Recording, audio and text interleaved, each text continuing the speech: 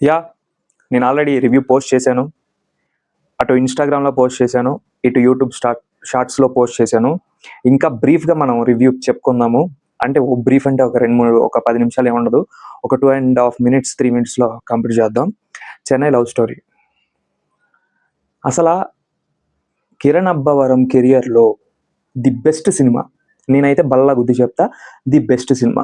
Next Shri Gauripriya ఎవరైతే అమ్మాయి ఉందో ఇంకా సినిమాని భుజాల మీద వేసుకొని నడిపించిన సినిమా.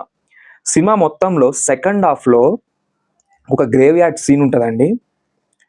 ఇంకా ఆ సీన్ చూస్తే అసల పిచ్చెక్కిపోద్ది. అసలు ఆ విజువల్స్ గానీ, శ్రీ గౌరీప్రియ యాక్టింగ్ గానీ పిచ్చెక్కిపోద్ది. టాప్ నాచ్ ఉంటది.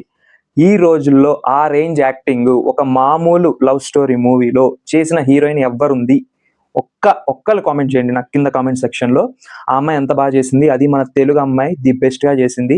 నాకైతే చాలా ముచ్చటేసింది ఆ అమ్మాయిని చూస్తే, అంత బాగా చేసిందనమాట. నెక్స్ట్ కిరణ్ అబ్బవరం గారు ఎంత ఇన్నోసెంట్‌గా ఫస్ట్ హాఫ్‌లో చేశారంటే, ఆయన ఇన్నోసెన్స్ చూస్తుంటే కొన్ని సీన్స్‌లో డైలాగ్స్ ఉండవు. ఆయన ఎక్స్‌ప్రెషన్స్‌తో కంట్లో నీళ్ళు తెప్పించాడంటే నమ్ముతారా మీరు? అంత బాగా చేశాడు ఆయన.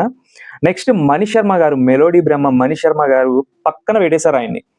మన ఇండస్ట్రీలో చాలా మంది కొత్త మనం తమిళ్ నుంచి మ్యూజిక్ డైరెక్టర్‌ని తెచ్చుకుంటున్నాం. మలయాళం నుంచి మ్యూజిక్ డైరెక్టర్ నుంచి తెచ్చుకుంటున్నాం. మన తెలుగులో ఉన్న ఆణిముత్యం మన మణిశర్మ గారిని మనం కరెక్ట్‌గా యూజ్ చేసుకోవట్లేదు. ఆయన్ని కరెక్ట్‌గా యూజ్ చేసుకున్నారు. 'చెన్నై లవ్ స్టోరీ' టీమ్ ఎవరైతే ఉన్నారో, డైరెక్టర్ డిపార్ట్మెంట్ గాని, ప్రొడ్యూసర్ గాని ఎవరైతే ఉన్నారో ది బెస్ట్ అవుట్‌పుట్ మ్యూజిక్ ఇచ్చారు. థియేటర్‌లో డాల్బీ సౌండ్‌లో ఆ బ్యాక్‌గ్రౌండ్ స్కోర్ వింటుంటే పిచ్చెక్కిపోతుంది. అసల ఇంటర్వెల్ సీను ఇంకా వేరే లెవెలు. అసల ఆ ఇంటర్వెల్ బ్యాంగ్ అసల మైండ్ బ్లోయింగ్ బ్యాంగ్ అసలు అదిరిపోయింది. మీరు సినిమా చూస్తే మీకు అర్థమవుతుంది. ఆ గ్రేవ్ యార్డ్ సీన్ అయితే చెప్తున్నాను కదా, నేను అదే పిన్ మరీ ముక్కి ఎందుకు చెప్తున్నానంటే, ఆ సీన్ విజువల్స్ కానీ, ఆ సీన్ లో ఉన్న ఎమోషన్ కానీ నేను ఈ మధ్య కాలంలో ఏ మూవీలో చూడలేదు. The best visuals, the best music అసలు పిచ్చెక్కిపోయింది. ఈ సినిమా గురించి కొన్ని నెగిటివ్ టాక్స్ వస్తున్నాయి. నేను ఇప్పుడు వాటి గురించి చెప్పొచ్చు, కానీ స్పాయిలర్ అవుతుందని నేను చెప్పట్లేదు.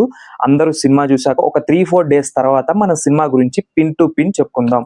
ఇప్పుడు చెప్తే వెళ్ళే వాళ్ళు స్టోరీ రివీల్ అయిపోద్ది, మళ్ళీ బాగోదు. కాబట్టి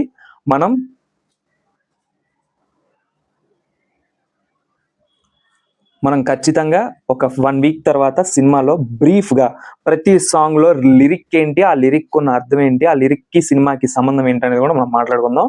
సో ఫస్ట్ అయితే ఆలోచించకుండా ఫ్యామిలీ హ్యాపీగా 'చెన్నై లవ్ స్టోరీ' సినిమా అయితే హ్యాపీగా చూడొచ్చు.